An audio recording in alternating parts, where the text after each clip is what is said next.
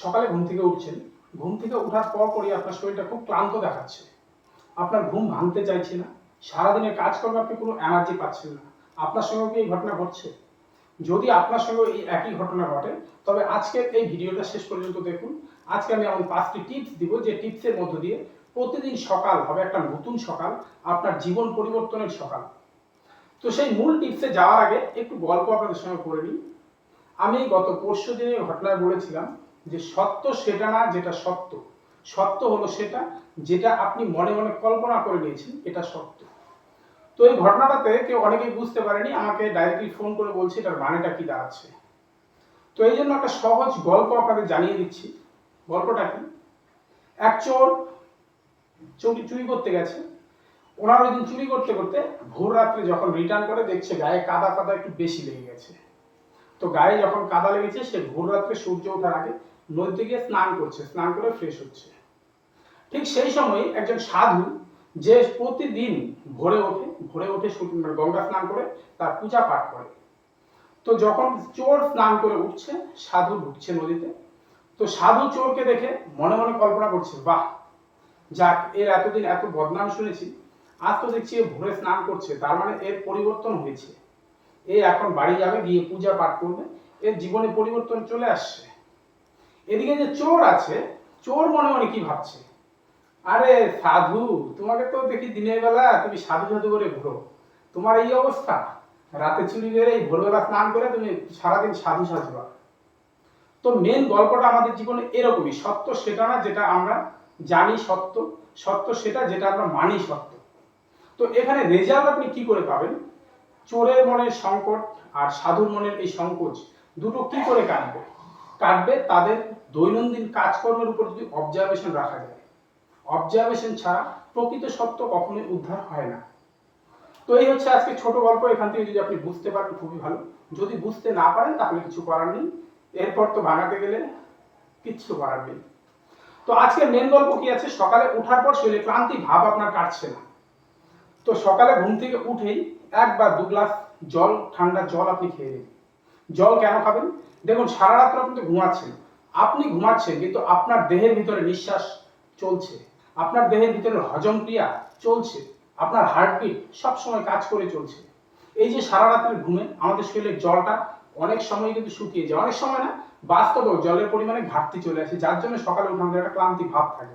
আপনি যখনই 1 বা 2 গ্লাস ঠান্ডা জল খাবেন, আপনার শরীরটা হাইড্রেটেড হয়ে যাবে, আর সেখান থেকে কি হবে, আপনার এনার্জি লেভেল নেক্সট লেভেলে চলে আসবে। এরপর নাম্বার 2 আপনি কি করবেন, সকালে ঘুম থেকে ওঠার পরই যদি পারেন খালি গায়ে একটা গামছা পরে বা যেভাবে হোক আপনি একটু ব্যবস্থা করে সূর্যের আলোকে সারা শরীরে লাগান। সূর্যের আলো থেকে আসে ভিটামিন ডি, যে ভিটামিন ডি আমাদের শরীরের প্রত্যেকটা হাড়ের ক্যালসিয়ামের একমাত্র খাদ্য, আর এটা খাদ্যের থেকে বেশি সূর্যের আলো থেকে নিলে আপনার শরীরটাকে এনার্জিতে রাখার জন্য পরিপূর্ণ কাজ করে। নম্বর 3 আপনি কি করবেন, সকালে ওঠার পরে আপনি 10 মিনিট হাঁটতে পারেন কিংবা একটু ব্যায়াম করতে পারেন। হাঁটলে একটু স্পিডে হাঁটবেন, আর ব্যায়াম করলে তো হলোই। এতে কি হবে, আপনার শরীরে রক্ত সঞ্চালনটা আবার হবে। রক্ত সঞ্চালন যখন শরীরে ঠিক হবে, আপনার হার্টবিট যখন একটু বাড়বে সকাল সকাল, আপনার সারা শরীরটা কিন্তু একটা নেক্সট লেভেলে এনার্জি আসবে।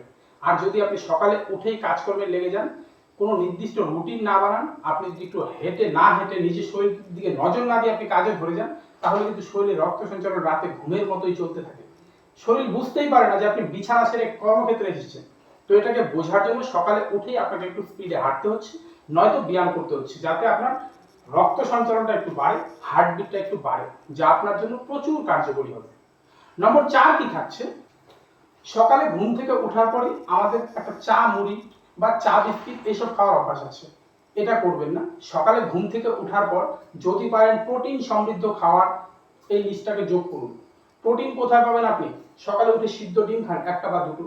সকালে উঠে আপনি ছোলার ছাতু, ছোলা, কাঁচা মুগ ডাল এসব নিতে পারেন, যার মধ্যে প্রচুর পরিমাণ প্রোটিন থাকে। আপনি বাদাম নিতে পারেন আপনার সকালের ডায়েটের মধ্যে। সকাল সকাল যদি প্রোটিন সমৃদ্ধ খাবার খান, প্রোটিন আমাদের শরীরের প্রত্যেকটা অঙ্গ কোষ পেশির মধ্যে শক্তি এনার্জিকে জুগিয়ে রাখে, প্লাস আমাদের শরীরের কোষগুলোকে সতেজ রাখে। তো সেখানে দাঁড়িয়ে প্রোটিন সমৃদ্ধ খাবারকে সকাল সকাল যোগ করুন, দেখুন শরীরে এনার্জি লেভেল নেক্সট লেভেলের হবে। এরপর নম্বর 5 কি আছে, সকালে ঘুম থেকে উঠেই মোবাইলে দেখছেন নোটিফিকেশনে আপনাকে কে লাইক করেছে, কে কমেন্ট করেছে। আপনি সকাল সকাল উঠেই মোবাইল দেখছেন, মোবাইল ঘাঁটছেন বা টিভিতে নিউজ দেখছেন। টিভি নিউজ দেখে দাদা আপনার কোনো লাভ হবে না। সকাল সকাল উঠে মোবাইলে কোনো কিছু করতে যাবেন না বা টিভিতে কোনো কিছু করবেন না, স্ক্রিনের সামনে বসবেন না। মোট কথা, সকালে আপনি বিছানা ছেড়ে উঠেছেন, সারা দিন আপনি কি করবেন না করবেন তার একটা প্রপার লিস্ট তৈরি করুন। নিজেকে একটা সিস্টেমের মধ্যে নিয়ে আসুন।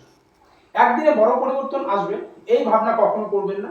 আর এই যে এই গল্পগুলো দেখুন, আপনি যদি অবজারভেশন করেন তাহলে প্রত্যেকটা কাজ নিখুঁতভাবে পাবেন। কিন্তু যদি অবজারভেশন ছাড়া শুধু গল্পের মতো শোনেন তবে কি হবে? প্রত্যেকেই জানি সকালে উঠে রাস্তা হাঁটলে শরীর ভালো হয়, জানলে কোনো কাজ হয় না। যদি আপনি সকালে উঠে রাস্তা হাঁটেন তবে কাজ পাবেন।